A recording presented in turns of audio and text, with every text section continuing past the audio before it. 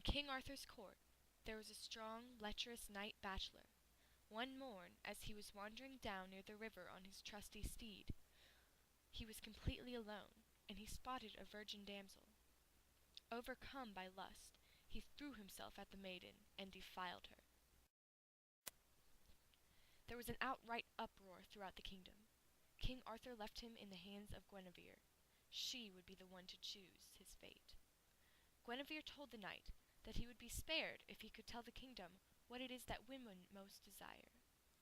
He would have 12 months and 1 day to return with his answer. The hopeful knight embarked on his journey, visiting every home and every town, leaving no stone unturned. But everyone had a different answer.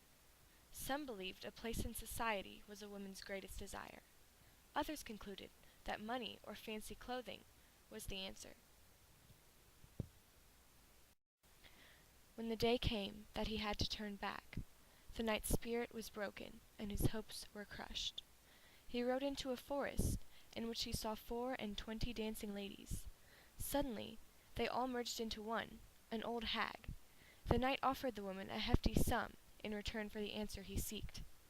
The old shrew made him vow that he would do the very next thing she asked of him, and promised in return an answer that would save his life. The young knight hastily agreed, in fear of death, and they returned to the kingdom. Guinevere and the rest of the kingdom demanded an answer from the accosted knight upon his return. He offered up his answer arrogantly, responding that women desire sovereignty over husband and lover, and when no woman in the kingdom could argue against his answer, the knight was spared. Abruptly, the hag appeared from amongst the crowd. "I gave him that answer," she declared, "and in return he promised to do the first thing I asked of him. Take me as your wife," she demanded. The knight offered her all his worldly goods in exchange for his body, but to no avail. He pleaded with the queen, Guinevere. "My queen, should someone of my rank be brought so low?" But he had no choice other than marrying her. There was no wedding feast or ceremony of rejoice. They wed at a private ceremony, and the knight spent the rest of his day hiding. Some time later, the old woman complained to the unhappy knight. "Are all of King Arthur's knights so hard to please?" she asked. "I saved your life. What have I done wrong?" "If you just tell me, I'll change," she pleaded.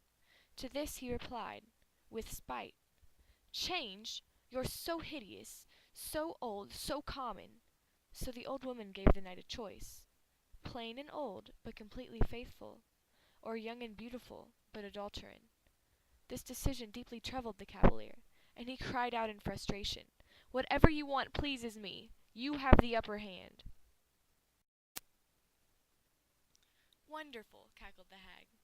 "I shall be young and beautiful and devoted and true. Look at me." The old shrew became beautiful, and the two lived happily ever after.